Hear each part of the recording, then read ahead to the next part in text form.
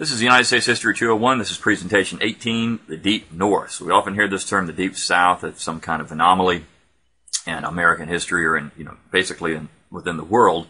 But in reality, the North was the anomaly in the 19th century. And perhaps maybe we should call the Deep North and the South just the South. But we're going to look at Northern society at this time. We'll talk about some of the intellectual trends in the North in presentation 20. We're going to look at the economy of the North and immigration in detail. All right, so we all know there are differences between North and the South, but is this only slavery? If you listen to the modern historical profession, you would almost seem that way. But of course, there are many differences between the North and the South. There's climate and geography. Of course, agriculture was not as important in the Deep North. The North was more concerned with commerce and industry because of the climate and geography. So they spoke about things like protective tariffs, federally funded internal improvements, banking, shipping, transportation. They wanted a fusion of commerce, industry, and banking and government. This is the Hamiltonian system, or the American system, which we talked about. That American system, or that Hamiltonian system, facilitated the economy of the North, and really at the expense of the South. So this is why the two sections are going to be very antagonistic in terms of the government. So slavery is important as we move forward, but you have to ask the question, why slavery?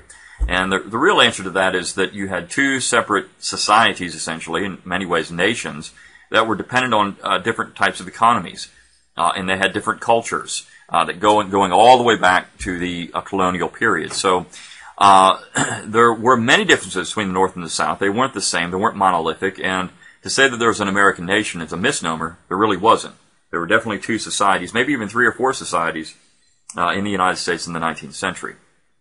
Now, in terms of population, throughout the 19th century, the North and South had similar populations in the aggregate, but this is deceptive because if you look at the numbers from 1810 to 1860, you can see they're very similar, but these statistics included slaves. And of course, slaves are only counted as 3/5 of a person towards representation in Congress. So the South had a numerical minority in the Congress.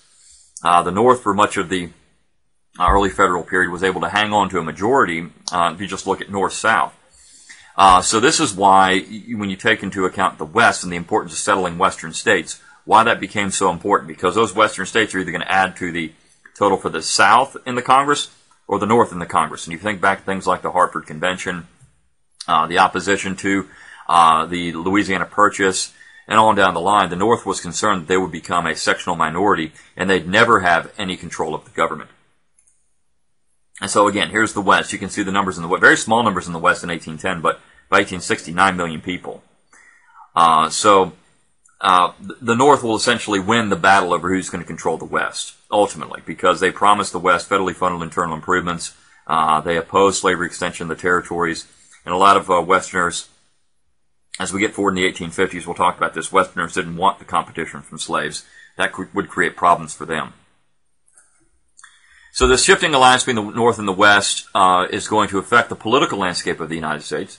Many Northerners, including immigrants, began moving west in the 19th century. And people like Thomas Hart Benton of Missouri, who's often called the champion of the West, wanted to sell Western land cheap. Northerners liked it because it served as a relief valve for large immigrant populations.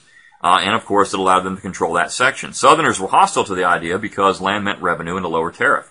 So really what you're looking at is power politics here. Benton wanted to sell land for about $1.25 an acre. And Southerners thought they could get more for it. So they wanted to make sure that they controlled the West. The North was looking to control the West as well. And you think back to Henry Clay from Kentucky, a Western state, his American system definitely was influential in Western states. And so you had this struggle back and forth about who's going to control this new section of the United States. Now, I mentioned that the North was interested in manufacturing, and in 1822, you had in Lowell, Massachusetts, you had your first major textile mills established. And so these textile mills are going to start popping up all over the North, and they're taking cotton from the South and producing finished goods out of it. So Southerners, I mentioned early on that many Southerners were in fact Federalists. The large planters were Federalists because they didn't care if they were selling their cotton to a Northern industrialist or a British industrialist. It didn't matter. Now, as we move forward in the 19th century, they're going to move away from that position. You still have Southern Whigs, and these are people that believed in the American system, but there are fewer and fewer as time moves on. And these mills now were staffed mostly by women. young women, in fact, unmarried women. That's who they were looking for. Late teens, early 20s. This is very harsh, a harsh environment to work in. You worked very long days, 6 days a week, sometimes 6.5 days a week, mandatory between 12 and 14 hours a day. So you worked long days in very dangerous conditions. It was hot in these mills. You had very little money. You lived in company housing, and you had to follow all the company rules. And if you didn't want to work, that's fine. You just quit. Someone else is going to take your job. But wages were low, not even barely subsistence wages. But these girls were going here because the farm life was drying up. If you were a man in New England and you had a farm and you had a number of daughters, well, that was a burden until they got married. So you would send your unmarried women off to work in the factory so they could at least send some kind of money back to help the farm or help the family. And so this is what's happening all throughout Massachusetts, and you start looking at the North as a whole. As industry pops up, this is what you start getting. And so this is a typical factory town. You can see you had the mansion, the guy that owns all the factories, and the black buildings are factories. And then you had boarding houses, the blue buildings. This is where the women lived. And again, they had to follow rules. They couldn't, unmarried, they were told when they could be awake, when they had to be asleep, and all these kind of things. So it was a very regimented life. You did have other buildings, residences. You also had other company buildings, company housing. These are for maybe the managers and other people like that would work. So you had hotels and other things pop up in town, churches. But basically, the life of the town was surrounded by the mills. Everything revolved around the mills, and they used the Merrimack River here to get their product out to market. And you can see this is in the Massachusetts area. Here's Lowell, and here's Manchester, New Hampshire, and so this is the primary area of your mill work in this region. Now, one thing that's going to come out of this, of course, this American system, federally funded internal improvements, or at least a call for that, are canals. And you see it around mill towns and other places, but canals were a way to transport goods if your river system was not navigable. So you would build a canal, and you might connect two waterways with this canal. So between 1825 and 1856, you had a number of canals built in the north and in the west. And they were looking for the federal government to pay for these things, but the South was continual blocking this. Now, the most famous canal was the Erie Canal, which is here in the Hudson River, which stretches from the Hudson River all the way to Lake Erie, which is why it's called the Erie Canal. But people shipping would come into New York, sail up the Hudson, get on the Erie Canal, and then you could take the Erie Canal to Lake Erie and then get those products out to Ohio or Indiana, because you had these canals, Toledo, Ohio, connecting the Wabash and Erie Canal here. So this is actually an extension of the Erie Canal. And so this is why this canal became the most important. Same thing here. You had the Miami and Erie Canal, extension from Toledo down to Cincinnati. And you had the Ohio and Erie Canal from Cleveland to Portsmouth. So getting on the Erie Canal here and heading out, you could get anywhere in the Midwest. And this facilitated goods going into the West, but also people. People would take the Erie Canal, get on Lake Erie, then head out to this way too. So Northerners are starting to fill up these states of Ohio and Indiana. Now, Southern Indiana is going to be very much like the South. Same thing with Southern Illinois in some ways. But people would start filling up these areas because of the Erie Canal and the ability to flood into this region through a different kind of transportation system. Now, you also had in the 1830s the railroad boom. And that's because in 1830, Peter Cooper builds the first steam-powered locomotive in America. It's called Tom Thumb. It took on a horse and lost. This really begins the railroad revolution. It's really part of the transportation revolution, which canals are part of. People are actually finding faster and easier ways to move goods and people around. Before this point, of course, you had, up until the 1800s, you had your ways of moving were walking, horse ride, or maybe a carriage, or a boat. But once you start getting into the 19th century, you're going to have railroads, which are going to change everything. It's much faster. You can haul more goods.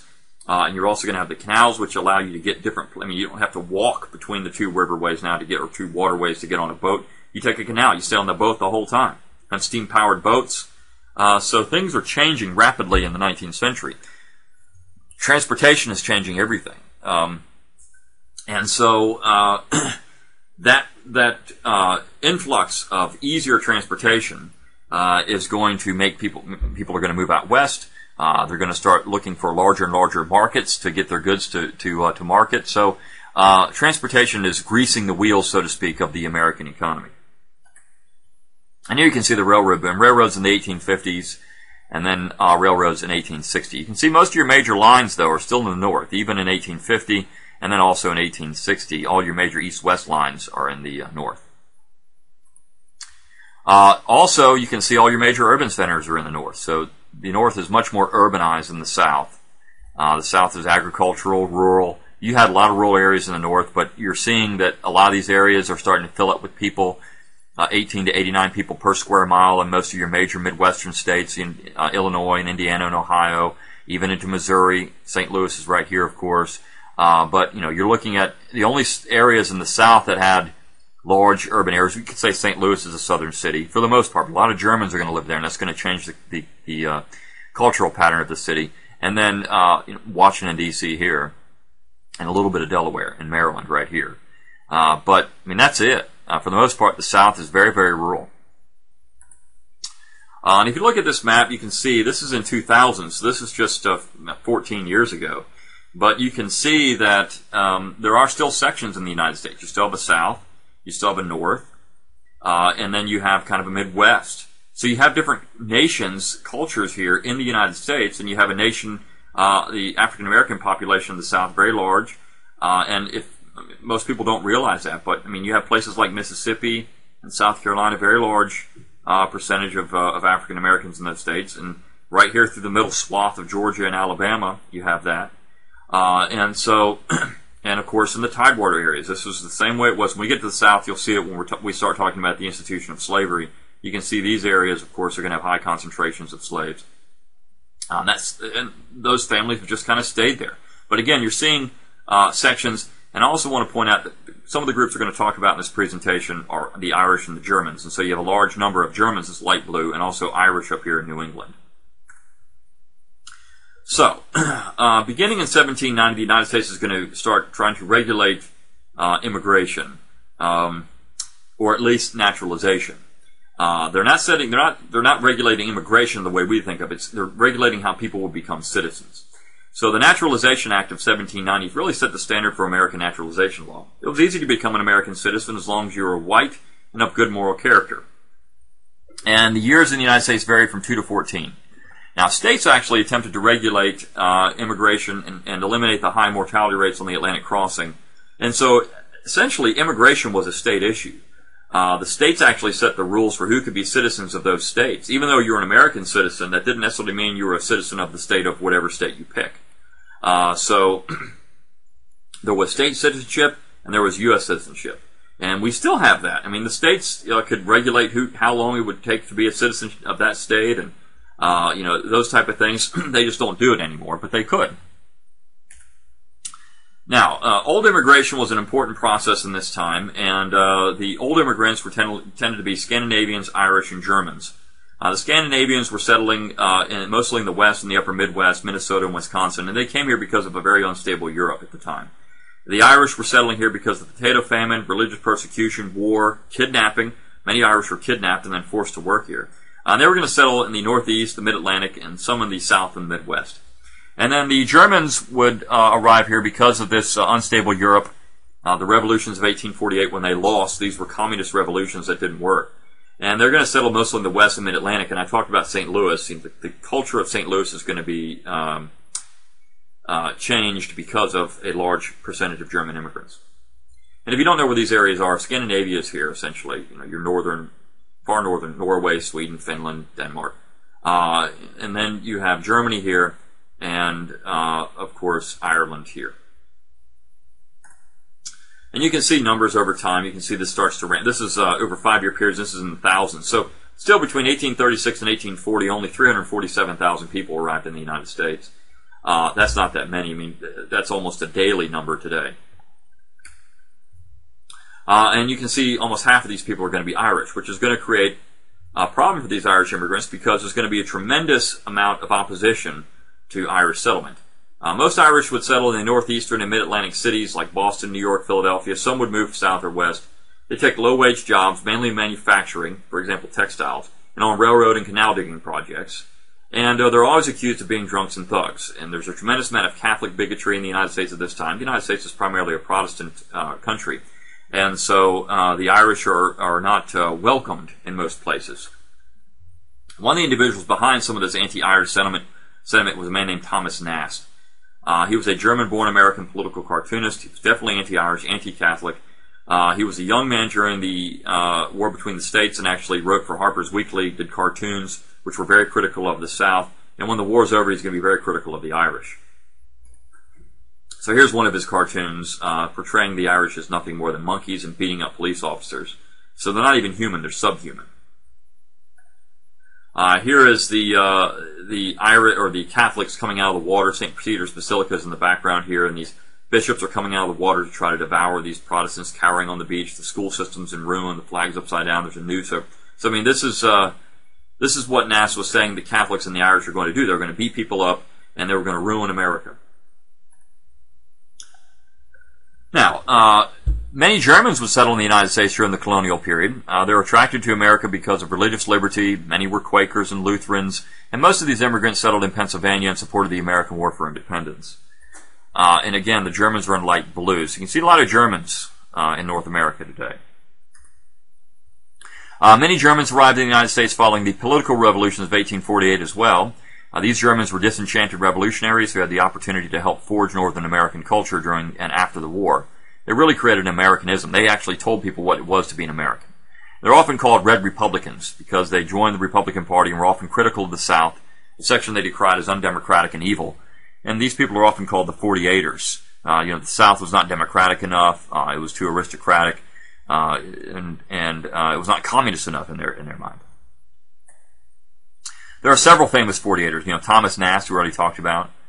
Joseph Wiedemeyer, who was a Marxist revolutionary and Republican Party partisan. Frederick Hecker, who was a German socialist and Republican Party partisan.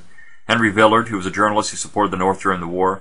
Most 48ers had socialist inclinations and supported Lincoln and the Republicans during the war, though some thought even Lincoln was not radical enough. One of the most famous 48ers was a man named Carl Schurz. He was 48er who supported the Republican Party, served as a Union general during the war, and as an active political partisan after the war. He, in fact, helped establish the kindergarten movement in the United States, who was interested in education. So the Germans were marching people off to school at gunpoint. So this idea of compulsory public education really comes out of Germans, and they're going to have a tremendous impact on the future of American education. You also had others who weren't Germans who were interested in this, but Germans were definitely very interested in compulsory public education. You're also going to see, because of this, a rise of nativism. Resistance to immigration, primarily for cultural, economic, or religious reasons, is the definition of nativism. This is a very strong force in the 19th century America, and targeted mostly Irish, German, Catholic, and Chinese immigrants. In fact, you can have a political party sprout up because of this. It's called the Know Nothing Party in the 1850s. Large numbers of Catholic Irish immigrants created fear among native-born Americans, so the Know Nothing or American Party popped up. It was very strong in the North in the 1850s. They had a campaign slogan, "I know nothing but my country, my whole country, and nothing but my country," which is why they're called the Know Nothings. And so sometimes these people were called the American Party. Now, they had several political aims. Restrict immigration from Catholic countries, restrict political office to native-born Americans. They wanted you to wait 21 years before you could become an American citizen. Restrict public school teachers to Protestants only. Mandate that daily Bible readings in public schools to Protestant Bibles only. They wanted to restrict the sale of liquor. So the couple of interesting things here. You actually had a religious test to be a public school teacher, and you actually had Bible readings in public schools in this time period. So no one thought there was a separation of church and state then like we think of today. Constitution hasn't changed. Now, what was the legacy of these know-nothings? Well, most American Party supporters became Republicans in the 1850s and supported Abraham Lincoln for president. Know-nothings had their strong support in northeastern and midwestern cities with large numbers of Irish immigrants. They did have some success at the state and local level, but not really at the general government. The American Party did pick up seats in the Congress, but in some areas, in fact, Catholics are not allowed to vote or hold office. So that was definitely because of know-nothing influence. Okay, well, that's it for Presentation 18. I'll see you next time for Presentation 19.